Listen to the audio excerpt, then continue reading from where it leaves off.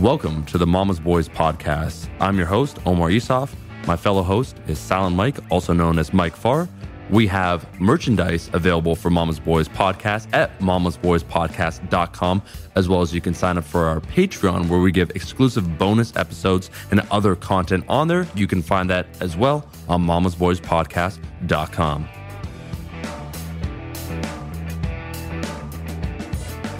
ASMR. Represent. That was good, dude. I heard it in the headphones. That was good. Pop one for the boys. Saturdays for the boys. Bangers with the boys. Welcome to the Mama's Boys. This is a special episode. We're here in Toronto, season 4. Mike, as he tells everyone, he is half Italian and half Argentinian. Hola. But hey, here's a question for you. The Argentinian side, because there's a variety of different backgrounds that make up Argentina, they come from where? We're mostly Basque and Italian, I think, even behind that, but Basque, which is kind of unique. I don't know that much about it, but I know it's unique of some nature. Yeah, they have their own language and everything, I believe. Yeah, I think that's what it is. The root of their language is deeper than... It goes back before the Romantic languages took over Latin. the area. Yeah, exactly. Some shit. So, with that So I'm being basically said, an elf. we like... You're a wizard, Harry. We decided to do something special here, and I told Mike about this drink that exists in Canada. It's called a Brio Chinotto. I grew up around... I don't know if it'd be called... There's a Little Italy actually in Toronto, but there's a prominent Italian neighborhood. And so at all the cafes that my parents would go to, they had, obviously their espressos, whatever. And for the kids, instead of having a normal Pepsi or whatever, they had a special drink, a Brio. And so Brio is, I forget the exact orange or citrus fruit that it's based off of, but it's a popular drink. To me, I almost describe it like an orange mixed with a root beer, and I know I'm butchering it. I told you about this drink, but you said something. I said, Mike, you need to try a Brio. So now we actually went to the LCBO, which is the beer store in Toronto, and I saw the Brio. I said, Brio Chinotto. We got to get it. But normally they're not alcoholic, and this one is. No, and so this one's 5% vodka. I'm going to pour this for you. So you just, go up. Why don't you intro us, buddy? Ladies and gentlemen, this is the world's worst, best podcast you have ever listened to. So stay tuned for an exciting oral. What's the audio? Oral fixation. Yeah, but what's the oral word for audio? It's like what? No, oral is your mouth. What do you mean? I don't. Oral's your mouth, bro. Oral. There's something for like your ear, but it's not audio. There's another word I'm thinking of. Yeah, I'm actually blanking. I think. Yeah, we need more. So I've had 2 hours of sleep. I'll say cheers to you, bro. Cheers to us. To us. To all the Mama's Boys out there. For those that can't see, for the fastest growing podcast in the world, Oh, that's good, man. That's good. So growing exponential. Here we go. I'm holding a mic. My glass says sexy on it, and yours says party girl. Yeah, it's pretty good. So yeah, it's like an Italian soda. Yeah, which I've had. Which Torini. They'll throw in some stuff. Oh, it's a little bitter at the end. Ooh. Yeah. Oh. Yeah. I mean, that's probably the vodka. Yeah, I'm not a huge vodka fan, but it's not bad. Damn. Well, just because we're drinking, I still want to give a shout out to our sponsor, sponsor, Kaizen Training. Before we get started, Kaizen Training is myself, Silent Mike, and our homie Bart Kwan. We started it to provide effective training programs. Whether your goal is to build muscle, lose fat, or get stronger, we got you covered. Check out those training programs, of which we have so many available. They're all affordable at kaizentraining.com, KIZEN training.com. There's a couple more ways you guys can support us if you enjoy the episodes. We do have a Patreon available, which gives you an exclusive merch from Mama's Boys. It also gives you access to a 1 bonus episode a month, and that's available at mamasboyspodcast.com. And if you are broke, which we get it, bro. We've done that, been there. Hey, I've collected pennies before. I've done some things I'm not proud of. Just do us a favor and give us a rating and review on iTunes, Spotify, wherever you're listening right now. It truly helps the podcast grow, and we want to reach more ears, so then we become rich and famous, and then we don't have to do this anymore. We're driving Lamborghinis, and we're listening to our old things, reminiscing on the good old days of the hustle. That's what we're doing. When we're on the come up. We're going to be drinking that Brio out of golden champagne bottles instead of this $1 store that actually costs $4. It was $4. That's fucked up. How do you feel? Well, doesn't that just describe the economy in a nutshell? You go into a Dollarama thinking that a Dollarama is a Canadian dollar store. You think it's going to cost only $1, and how much did these cups cost us? So I do remember growing up, we had a 99-cent store in the 90s. And then I feel like in the late 90s, early 2000s, I started looking around and said Dollar Tree. I was like, inflation's a real bitch. What's tree mean? Because it means $1, $2, or $3, right? Or no? No. Oh, it just means $1? I think it was just Dollar Tree, like the money tree. Oh, okay. Okay. So but I was like 1 cent inflation. I don't know why I couldn't stay at the 99-cent store. And I'm pretty dang sure everything there is $1 or less. But here in Canada, they're really fucking with you. Yeah. I saw $4. $4. How did you feel about that? I was pretty upset. I feel like it could be false advertising. I'm all for free marketing, but I think it's a little fucked up.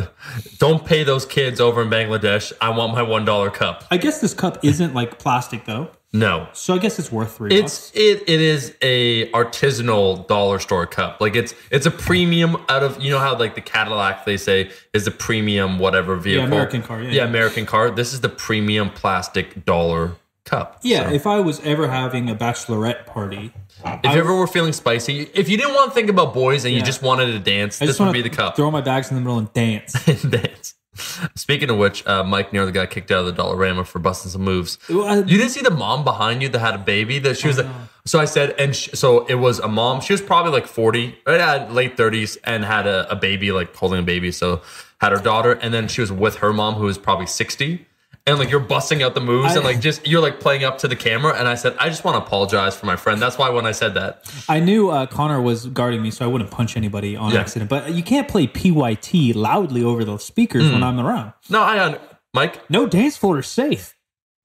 you got moves, and there's no doubt about that. Okay? Yeah. You're a dancing machine. Where's the moves like Jagger come about? Like Jagger's fine, but like he's not a dancer. No, Jagger isn't a dancer. He's a tweaker. No, and I say that as a guy that loves rock and roll. It's like, that's not where the dancing comes from. Right.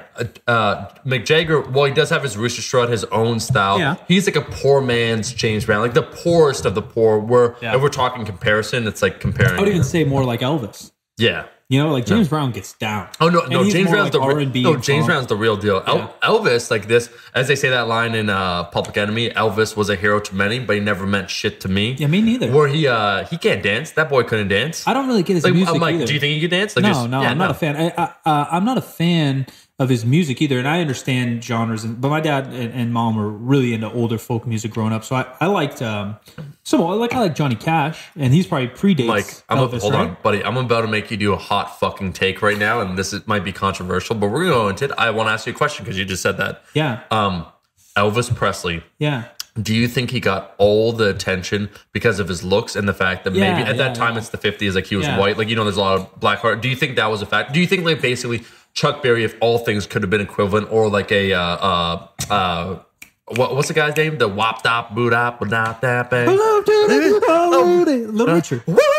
Yeah, Little Richard. I like Little Richard. Oh no, he's amazing. He was in some kids show that movie I used Pee to Wee watch. Herman, bro. No, it was like a movie, but it was like that. Okay. Beside the point. So you're going to go. So, Mike, just a hot take. Do you think if all things were being equal, so all artists had the same opportunity back then, no discrimination, do you think Elvis would have been as big? And do you think that guys like Chuck Berry, who I do think like he's the father of rock and roll, would they have been as big or bigger? Like, I think it's hard for me to say because I wasn't of the era. Obviously, we weren't around as it was happening, and it's also hard as that's not my favorite era of music in general. Yeah. But I do like all music, and so I know a little bit.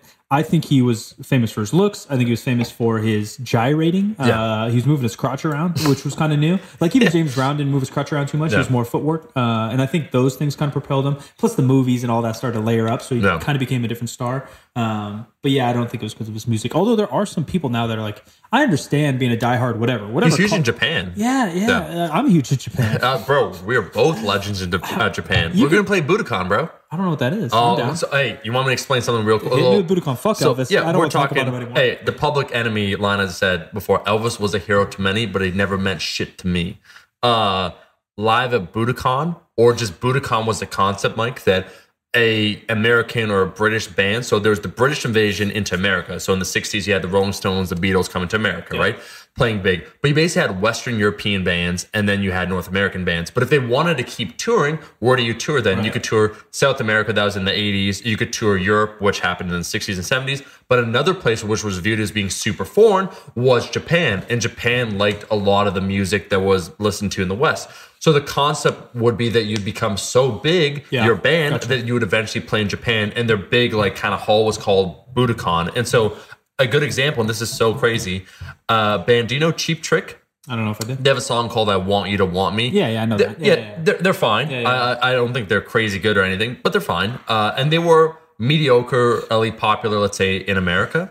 They released that single, I Want You to Want Me, in Japan. It exploded. They had almost a similar reaction as a Beatles, like, invasion Isn't that in weird? Japan, and so they played Budokan, and they're bigger in Japan than they are in their native land. Yeah, it's crazy, That's man. wild. That's like similar things. Like now you see guys like The Rock and other people making movies, and they're touring the whole world because they're trying to get general sales up, which is obviously smart if you can connect to that crowd. Because think of how many people are around the world.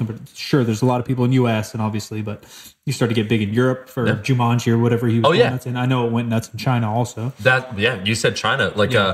That's why I don't want to bring it back to Star Wars because we're just agreeing so much, and I feel why argue? Why make it bittersweet? But I'm about to, like any good relationship, is that is basically why, and I feel it's too ham-fisted into the new Star Wars, where basically China is the second biggest market. Yeah.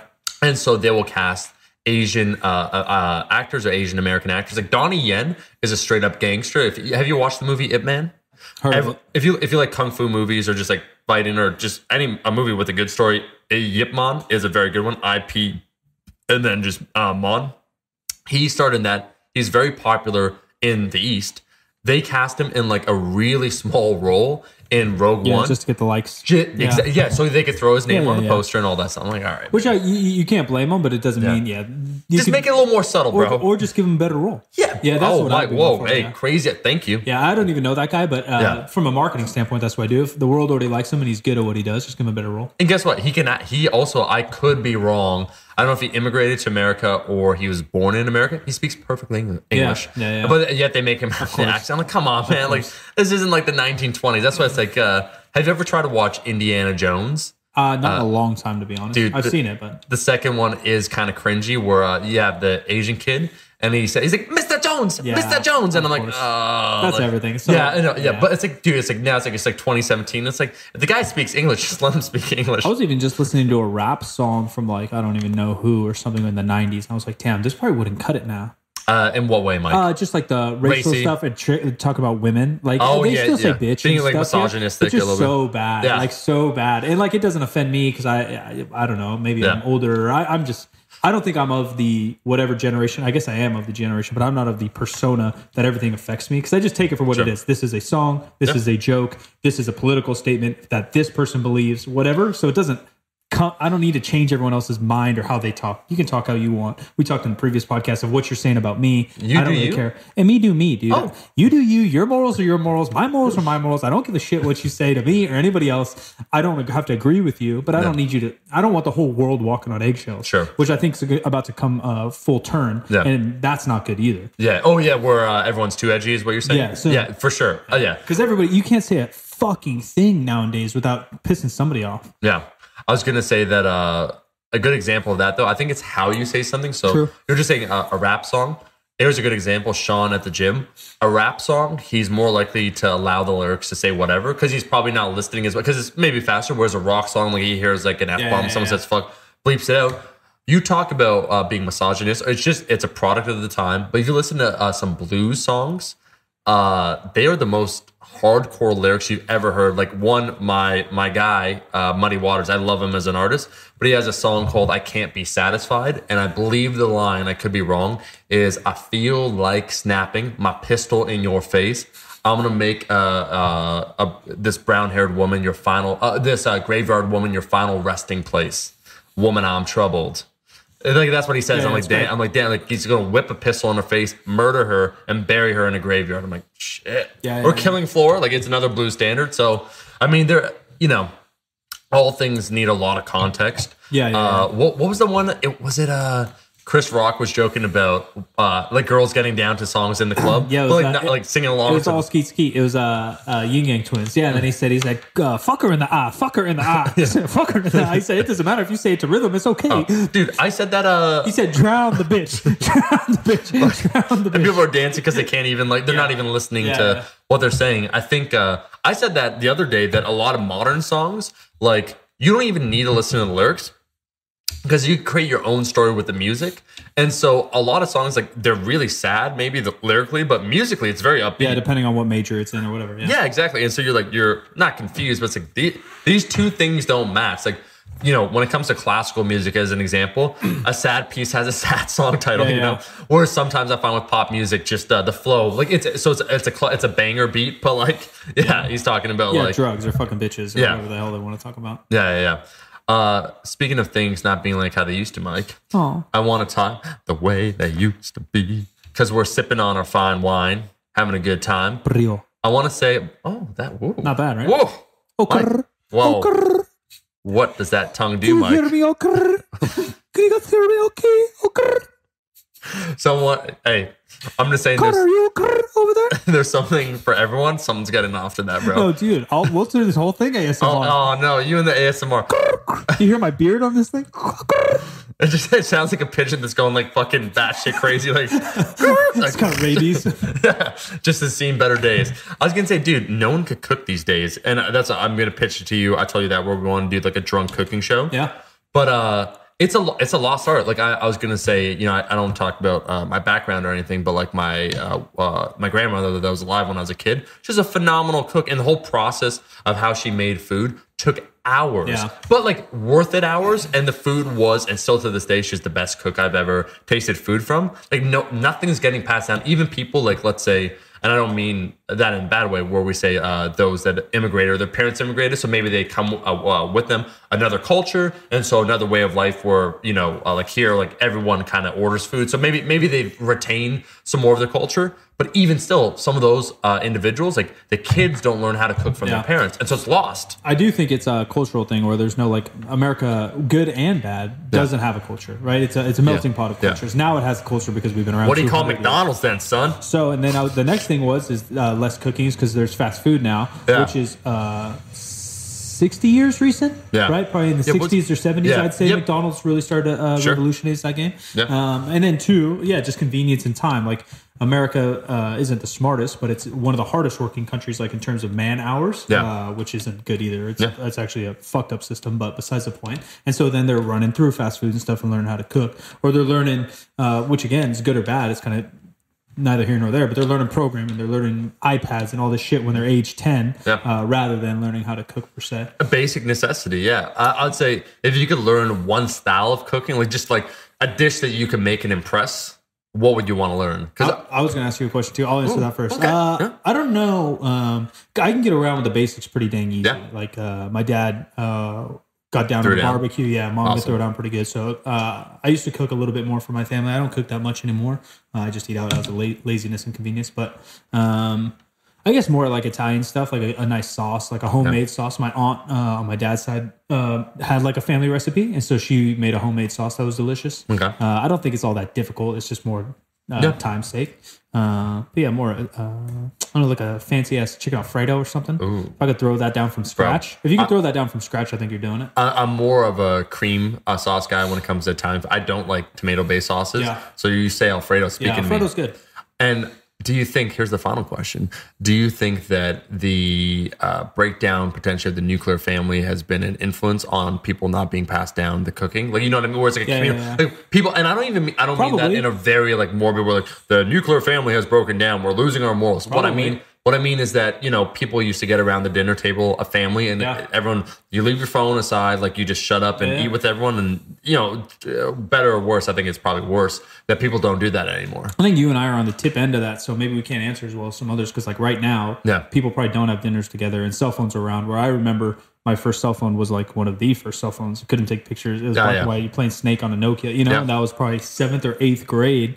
So we were already kind of grown. Yeah. So it's a little bit different. Like I didn't get my first cell phone until I was 18. My first actual cell phone I had was when I was 15. Oh, okay, I just remember like my dad getting it. My dad worked for the cell phone company, so we always got headphones around. Very cool. But yeah, my first one wasn't until I drove. But I remember that phone. You know what I mean? Yep. Point being, kids are getting phones at like 8, 9, 10 now. And so you have to make a rule to put the phone aside. And I also think like good and bad again, because kids are working hard in school, or they're playing sports or whatever. They're dancing, they're singing or whatever.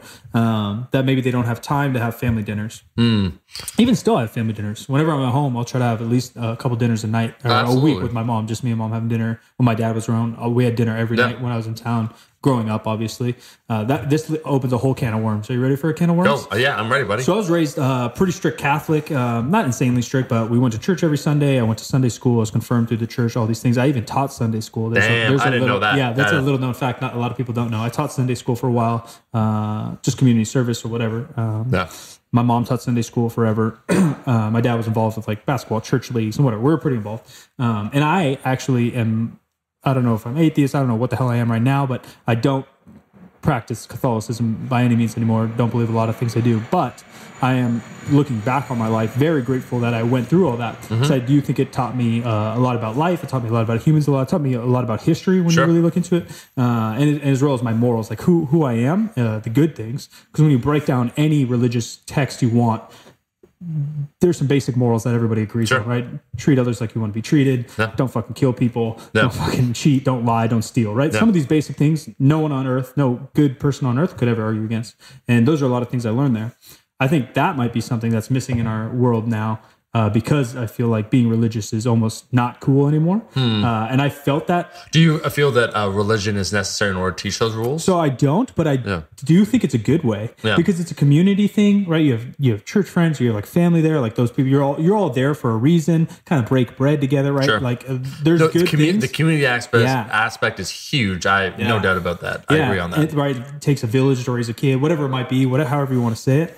Plus, even like little things like discipline, like me and my dad loved watching football together, but we had to go to church before we got to watch football. That's just how it goes. You know, little things like that. Looking back, really added up. And I don't know, because I have tons of friends that never went to church in their life, and they're great humans. So of course you can learn things the other way. But I do think it's a good system, or a good one method at least. And people always bash it, I guess is my point. Yeah, I think a community, fostering a good community, is at its core most important. If you find that via religion, then that's cool. If you don't, then that's also fine. I would say, like, I've read a lot of the religious texts just out of my own curiosity, like the Torah, the Old Testament, the New Testament, the Quran, the Bhagavad Gita, the Hindu text. And yeah, there is strong similarities and all that. And like, I love how it is true. People try and point out, I was like, do you know what, like, it says in like this one about like a holy war? It's like this. I'm like, like the old Sodom and Gomorrah, it's like he straight up just killed an entire city. Like God just annihilated probably 100,000 people. It's like, you think all those people were bad? It's like, that's some Old Testament style shit. And so you'll find ththings definitely to pick apart in all those. I think trying to focus on the larger lessons that can be learned, or the positives, like anything else, is like a parable or any story that's being told. We're trying to walk away with some sort of morals or ethics or a credo of living. And I think actually it was Neil Gaiman that said it, where he said that old tales that were told to children back in the day, like if you look at the fairy tales of old, they actually were far more morbid. But a child intuitively knows what's right and what's wrong, in the sense that, like, you steal from a dragon and it kills you. That makes sense because you stole from the dragon. Yeah. And so a lot of the old tales of, let's say, not Goldilocks, but Little Red Riding Hood and all those things, they end far more negatively. But that's not a bad thing for a child, because that's kind of A, the way the world is, but B, it makes sense because that is the way the world operates. So just because it's darker or it deals with mature subject matter doesn't mean that it's bad at all. And so if you get that from like mythology, if you get that from community, like either a community environment or let's say a religious group, I think that's fine, as long as you said, everyone's allowed their own right to expression and freedom to do what they want. Then if it doesn't bother me or it doesn't bother another individual outside of that practice, then I couldn't give a shit. Yeah, I think so go for it. Yeah, all those books and scripts are true. You just can't take anything literal. And when you take anything literal, even in real life, you take a comment too literal, whatever it might be, you become an extremist eventually, right? And it just becomes bad. I don't want to hurt anyone when I say the Earth is not 7,000 years old. Yeah, or flat. Yeah. But then the community thing, I guess, is the topic, because that's probably one of the things I would agree upon. Even though I wrote that down as one of the top. Read that. The second one, neighborhoods. Oh, nice. We can dig in that too. No, go. But with the religious community, I don't know if I got a huge community there. Like, I didn't really make a lot of friends. There was a community there, right? So you're talking more morals than you're talking. Maybe okay. A little bit of both. I was thinking about more like community leaders. No, I 100% think that's a thing too. And I guess you'd feel, it definitely was there, but it's not like I had, I don't know. But I guess my other question would be is where else do you find community nowadays? The gym is basically most people, for what we're talking about. And I went to a super small private school where my mom was a teacher. And so I got a great community there. My entire high school was 100 kids, right? So everyone's parents knows you know, everybody like that. That was real community for me. But if you go to a public school, at least in America, I don't know up here, I mean, there's 5,000 kids, like no one gives a shit. Your teacher doesn't even know your place. Like, that's not community either. Dude, I had I think 3,000 kids in my high school. And if you don't play sports, you don't have a team or community. And then where do you find a community now? I think the positive part about the internet, of course, is that it's easier to find like-minded individuals, and that can be a good and bad thing for, let's say, some extreme groups. I'm not talking, again, religion. I'm just talking in general, like fringe groups that believe certain things. If you believe it on your own, that's like, well, these thoughts are maybe kind of, I want to kill people. Like, this is kind of a crazy thought. It's like, well, you do enough research, like you will go down the rabbit hole and find someone else that agrees with you, that shares a similar thought. But that's the negative. On the positive side, some people, like, you know, they show that typical when they depict like teen movies or whatever, and it's true in high schools. There's like outcasts, like maybe someone that's more sensitive, or someone into acting or whatever. Into acting or all that stuff. It's like now there's an outlet for people to get together. I think that social media is a way of interacting, but it's not the same as in-person community.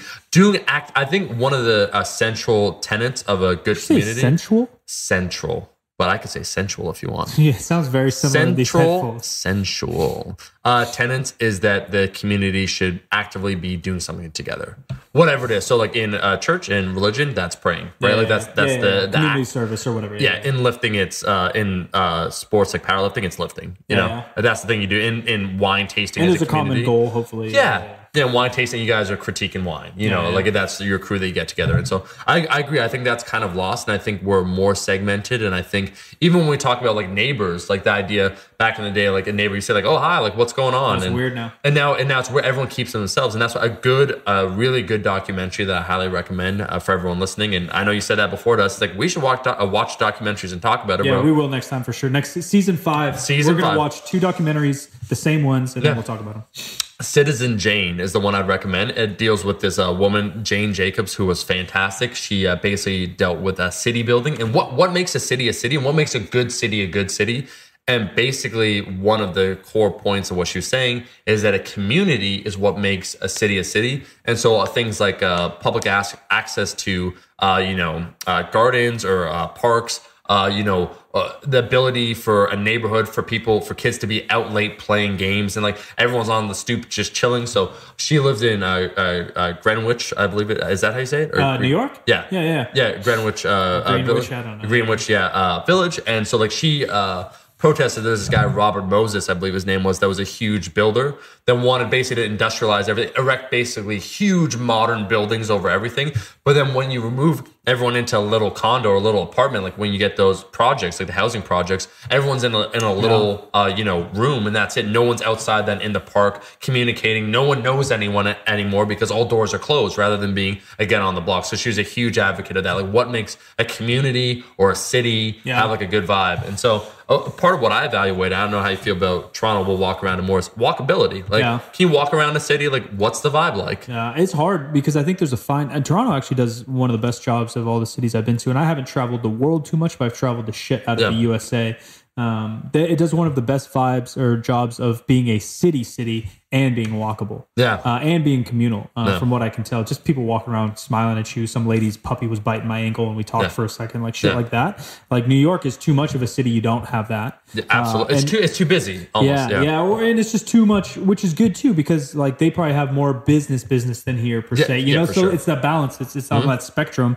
Where I'm from, Sacramento, we have a cool community in the sense that there's a lot of pride for the city. Our sports team, we only have one basketball team. We've only been good once. Like, you know, we don't have all these other. Did you guys ever win the championship? No, it was when Kobe was on the Lakers. So we had a bunch of battles with them when we were good. So we never made it that far. But, you know, people have crazy pride for that. So everyone's Kings fans, all this stuff. People love Northern California, kind of a Northern Cali versus Southern California thing. But then the inner actual communities, I think, are not really there. You know, like kids, maybe some streets per se, but not large scale. But then, like where my dad grew up in Ohio, even when I was growing up and he took me there, you'd ride your bike neighborhood to neighborhood, and it felt like a movie. It felt like Sandlot. Everyone's grabbing their baseball glove and riding down the street. Sandlot's so cool. Yeah, but that's never happened. I'm sure there's somewhere in California where it's like that, but nowhere I've ever been. I had some groups like when I was a kid where like some of my friends and stuff, there's a ravine near our house where we'd play, and like I'd play soccer and baseball and all that stuff. And the school that I went to actually had an initiative called Boys Club or the Boys Club. And it was a group of kids like in grade 5. They'd get together. There'd be one teacher and like one parent, and they'd just do like boys activities. So they'd organize like to see like, let's say Space Jam. Like they would take the whole like class to see, cool. or a whole group to see Space Jam like on a Friday like evening or whatever. Or another one would be to go to a baseball game, but just everyone bonding. And I think those things of like kids just being kids or people just allowed to be people with each other and making deep, genuine connections with each other is missing. Because you're right. There's a lot of great internet communities and shit. We're really good friends, and we met on the internet, so it's hard for us to argue. But then some of those people argue right now, bro. But they just stick in those communities. Yeah. Right? Being in an online forum isn't a community. Yeah. Like people want to call it this, or even like. I don't even know what, but you're just chatting with the same people all day. Like that's not a community. I try and keep myself politically open, but I'm just going to talk and interact with only people that agree with me. Yeah, and then it becomes a real echo chamber. That's a big pet peeve of mine where people pretend to be open. Like, bro, like you could change my mind. I'll listen. And sound like you are more closed than most people. It's like that. You're not interested in it. It's bad because it becomes your whole life. It becomes your friends are that way. Yeah. People at your job are that way. You're working for a community that works. I mean, even me, like I for myself, we won't dig too into politics, but somewhere down the middle, and literally in Sacramento, we have 2 news stations. We have NPR, and then like Rush Limbaugh, and I'll literally day by day switch which channel I listen to. I don't really listen or I don't like what either one's really fucking saying because they're both skewing shit. But the only way I can gather my own thoughts is if I could try to hear both sides and then try to shout out to Kanye West. We all need to be more free thinkers, he says. P.S. Buy my album. Free thinkers. He said today's good, but tomorrow's gonna be better. You right, Kanye. You right. Easy. Kanye's basically the best free publicity for himself he's ever gotten. You know what I mean? Like he's a one-man marketing. It's insane. He shut down his Twitter. I think totally shut it down, like closed it, and then reopened it. Got like 2 million people in a day. Oh yeah, based on his tweets and stuff. That's wild. Yeah, his tweets. He's a character. He's so good at what he does. Absolutely. He's a product of the modern times. Is all I'd say about that. He's good. He's like 40 now. How wild is that? Oh, you know, he started off later though, man. If you just subtract it, it's like he was in his. There's a lot of examples of that. Like Eminem, I think when he released the Slim Shady LP, I could be wrong. 1996. Yeah, 99, bro. I thought it was, maybe. And I think he was 28. Yeah, maybe. You know, like just like looking at age. Well, especially considering what's happening now with all these little pumpies and little Xanax. But they're like 13 years old. They literally are. Yeah. A bunch of them are under 18. Yeah. Little Hank. Yeah. Little Hank Williams. And you sing it pretty good. Can we hear it real quick? What's it? I don't know what to do. Little Hanky. Oh, he played Coachella though. I know. That's pretty cool. No, that song. What's funny is I don't like country. Like it's not one of my jams. Yeah. But that song and Hank Williams yodeling, I'm not the biggest fan of. But it tells a story, and so it's funny having a little kid do that. You know. I agree. I just want to say quickly that shout out not to Connor, who's chilling with us. We're dropping just like this insight, these bombs, like just opening ourselves up, like just really exposing ourselves and trying to show that we care about community or improving. We're trying to talk society. to him and his generation. Yeah, and he's just like he goes inside the bathroom and takes a shit. He just doesn't care about us anymore. I think that's a summary. That's what he thinks about us in this episode. Oh, it's a keto. Oh, and he's a keto warrior it's called too. A keto bomb. Oh yeah. Yeah, when you take a shit and even you think you're gonna pass out from the smell, that's a keto bomb. You're using the railing for stress support. I'm not gonna get graphic, but I'll just say that I was so constipated the few times I did a regressive, like a cyclical ketogenic diet way back in the day. It's just not for me, man. Yeah. The poops are important, dude. Everybody poops, and poops important. Poops are important, bro. All poops matter. Yeah, this burrito is going to make me poop. Burrito? Brio. Oh, brio. I'd say, Mike, let it ring out, bro. Let me read it professionally. Let's get an endorsement here, bud. This would be great. Dude, I would take like a Bud Light or something. I'll take anything. I would take a brio. I like brio. Brio Chinotto. And then give a tagline. The hardest Italian soda you'll ever drink. I don't know if that sounds Italian. It was a little more Latin. It sounds like almost a no. It sounded like Eastern, Eastern. All right, we'll try to redo. I need another beer. And then go ahead, bro.